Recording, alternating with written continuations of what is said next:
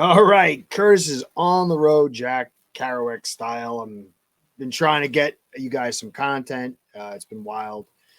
Uh, Came to Manhattan with my little guy, and we walked up and down Manhattan, and it knocked me out.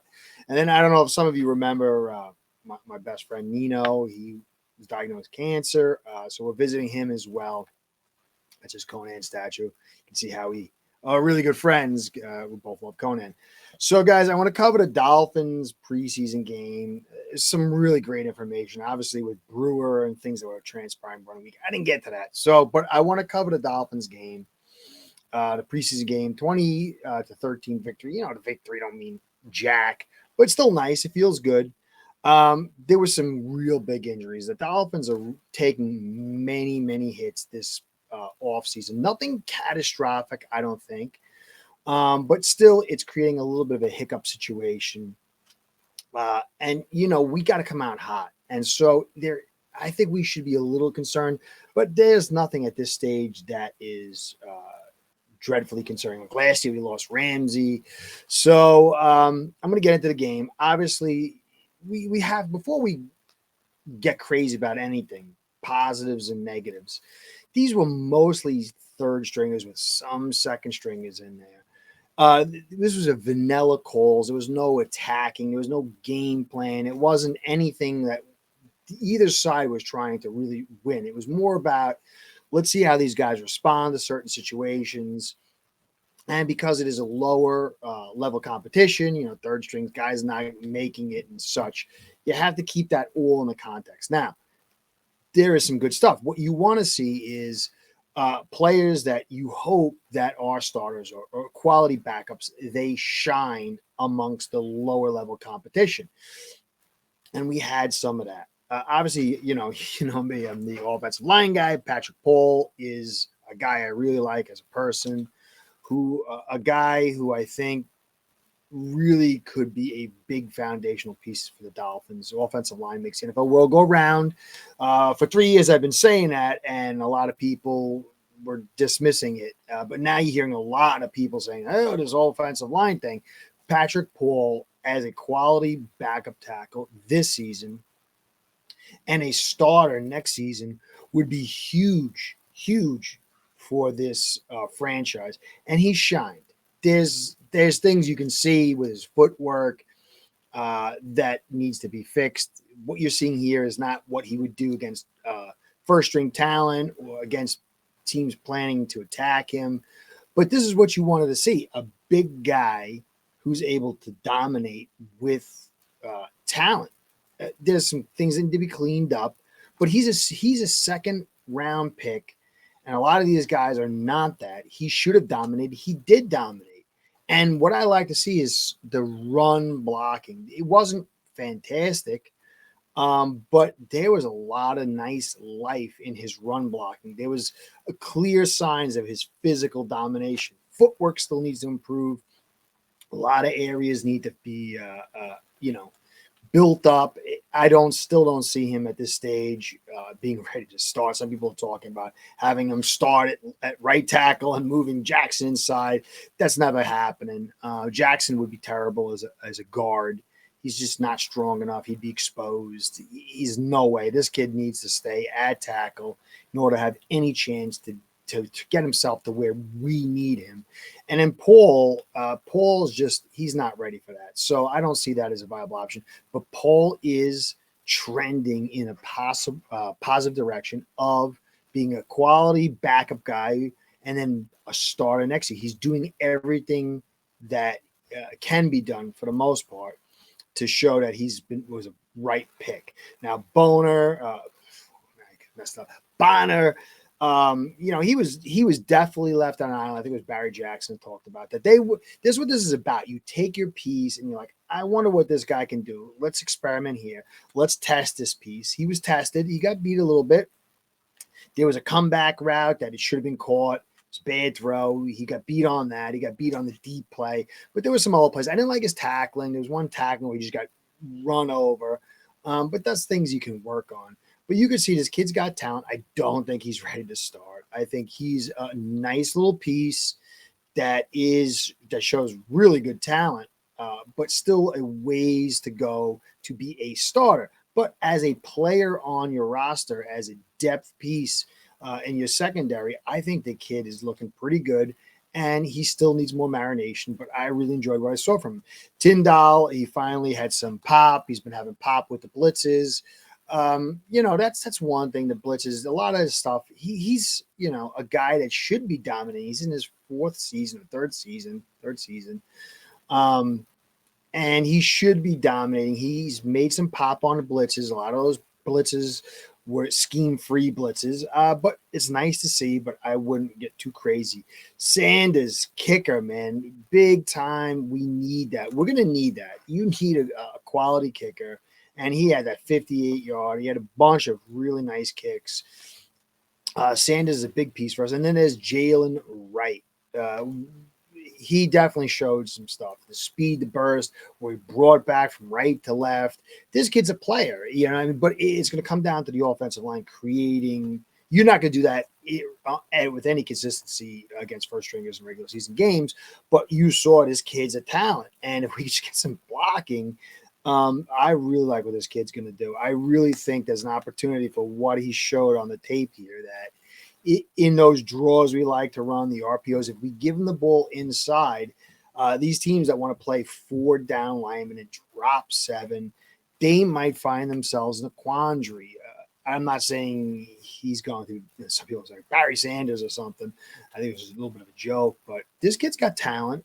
And I really think that if we can get him to force defenses to respect that interior just a little bit more, I think it will go a long way for helping us. And I like him. I think he is Mostert Jr. in a lot of ways.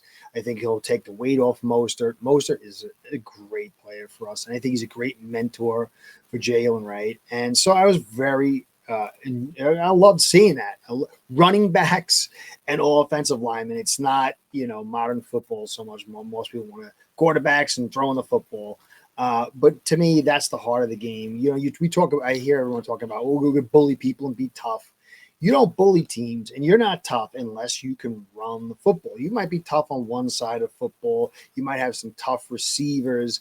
But if you're not pounding, and I'm not saying teacup football, but at certain points of the game, you're able to physically bully guys on the offensive line with your running backs to force them to creep up, then you're not tough. And so Patrick Paul and Jalen Wright go a long way towards us possibly being able to get that, at least in the future, if not this year.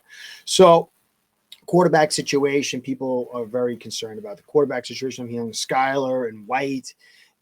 Listen, I've said that this season is all about philosophy.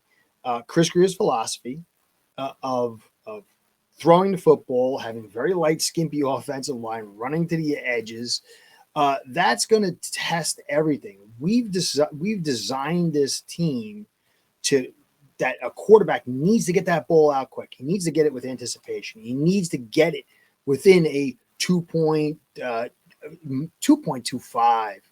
Once it starts getting 2.3, 2.35, and that's fast in the league. But for us, that starts entering the trouble zone.